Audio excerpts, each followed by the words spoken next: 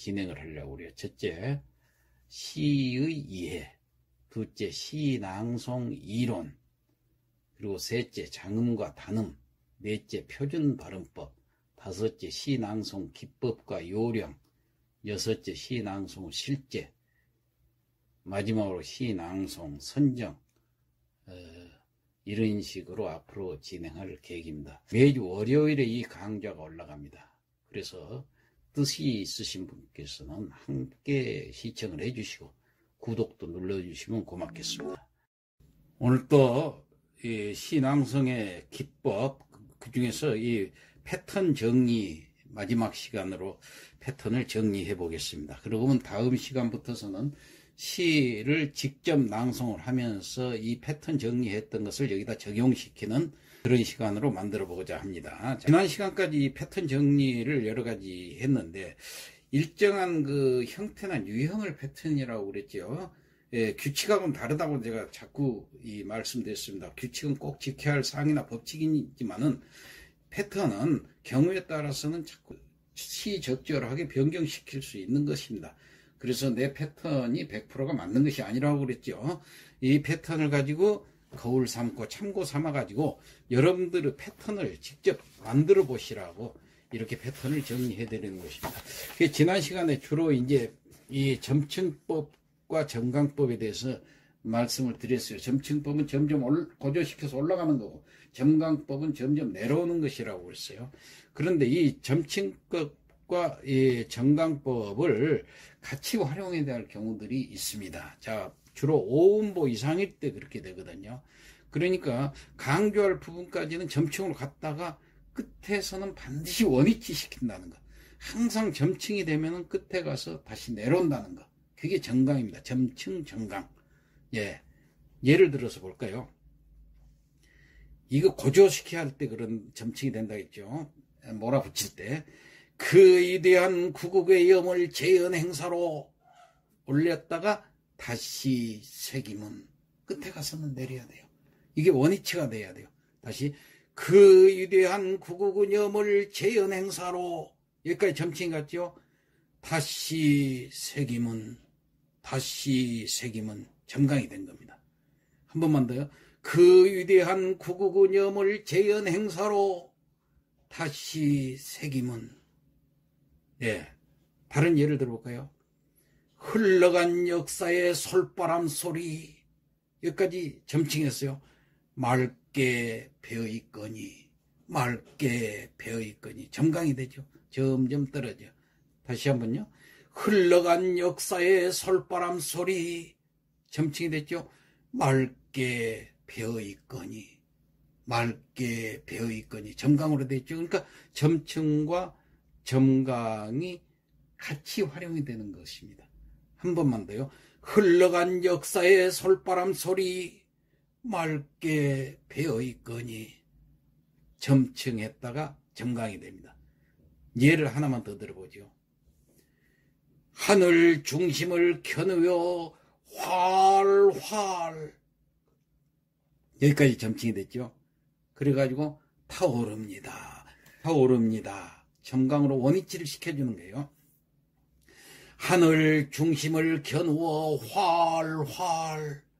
점칭이 됐습니다. 타오릅니다. 한 번만 더요. 하늘 중심을 겨누어 활활 타오릅니다. 이런 식으로 점층으로 갔다가 점강이 되어서 원위치로 가서 다시 안정을 되찾는 겁니다. 예, 고조시켰다. 긴장과 텐션을 주었다가 다시 안정을 주는 거예요. 평안한 안정을 주는 거. 이 시낭송의 운율의 규칙이다. 이것이 패턴이다. 이렇게 생각하면 돼요. 자, 이 몰아붙이는 경우가 있습니다. 몰아붙일 때는 무조건 고음으로 몰아붙입니다. 주로 이제 약간 점층으로 가긴 가지만은 몰아붙일 때는 여기서부터 끝까지 호흡이 퍼즐을 두지 말고 끝까지 쫙 가는 것입니다. 이 아주 내용 중에서 클라이막스 부분이 있습니다. 혹은 완전히 반전을 시켜야 될 부분이 있어요. 이랬을 때 이 몰아붙입니다. 시 내용을 그러니까 여러분들께서는 항상 미리 파악을 하고 낭송에 들어가야 된답니다. 제 시 중에서 이순신이라는 시가 있는데 여기서 이런 경우에는 몰아붙여야 됩니다. 어떻게 당신은 부하 한 사람도 희생시키지 않고라는 내용이 있습니다. 자, 어떻게 당신은 부하 한 사람도 희생시키지 않고 좀 몰아붙여야 돼요. 그래가지고 그 다음 이제 구절에 나오면 거기서 쉬어야 됩니다. 그러니까 어떻게 당신은 부하 한 사람도 희생시키지 않고 퍼지가 없이 계속 갔잖아요. 이게 이제 점층으로 몰아붙이는, 그러니까 고음으로 몰아붙이는 게 어떻게 당신은 부하 한 사람도 희생시키지 않고, 그리고 이제 그 다음 구절을 평안하게 나가면은 그 시가 자웅성이 되는 거예요. 암컷자 수컷웅, 이게 자웅이라고 그럽니다. 예, 자웅성이라고 그러는데 이런 성으로 여러분들이 운율을 표시를 하게 됩니다. 또 그런 경우 백두와 한라가 두 손을 마주 잡은 잔치에, 여기서도 고조를 시켜야 될 필요가 있어요. 여기가 아주 핵심 포인트이기 때문에 그 시안이라고 그랬습니다. 시의 눈이기 때문에 이 시안을 딱 끄집어내서 고조를 시킵니다. 자, 백두와 한라가 두 손을 마주 잡은 잔치에, 백두와 한라가 두 손을 마주 잡은 잔치에, 쉬지 말고 그냥 쭉 밀어붙이는 거예요. 백두와 한라가 두 손을 마주 잡은 잔치에. 그리고 나서 그 다음 구절이 나오면 거기서 이제 천천히 쉬거나 점강이 되거나 혹은 또박또박 내려앉으면 됩니다. 자, 그런 예를 하나만 더 들어볼까요?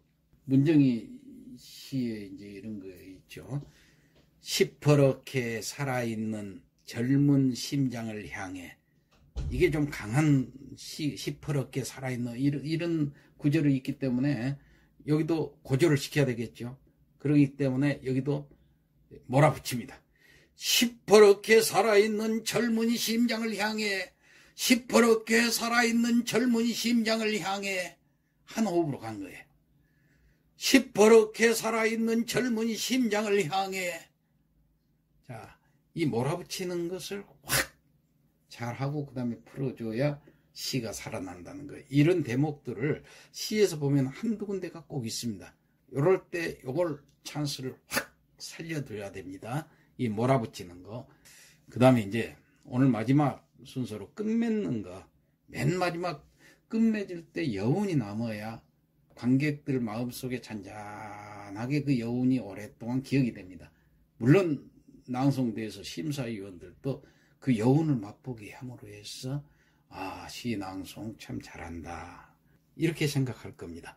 자, 끝맺으면 어떻게 되느냐, 이게 풀어줘야 돼요. 지금까지 고조시켰고 점층 점강 왔던 이 참 그 굴곡이 많은 시의 낭송을 맨 마지막에 와서는 편하게 풀어줘야 됩니다. 자, 그래서 천천히 또박또박 그 마치 점강하듯이 점점 내려가듯이 이런 식으로 해서 하면 됩니다. 자,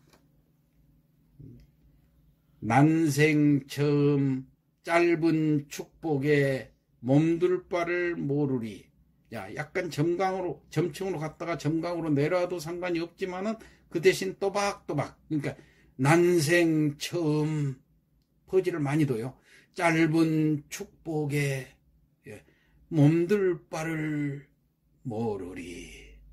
몸둘 바를 모르리. 맨 마지막에 원위치로 왔죠. 자, 난생 처음 쉬었죠. 짧은 축복에 퍼지를 뒀죠. 몸둘 바를 모르리. 또박또박. 마지막으로 한 번 더 해보겠습니다. 난생 처음 짧은 축복에 몸둘 바를 모르리. 예, 이렇게 천천히 또박또박 해서 마무리를 짓는, 그래가지고 시낭송 패턴 정리를 오늘까지 여기까지 해서 다 마치도록 하고, 다음 시간에 실제로 시를 하나 가지고 낭송을 해보도록 하는 시간을 갖겠습니다. 안녕히 계십시오.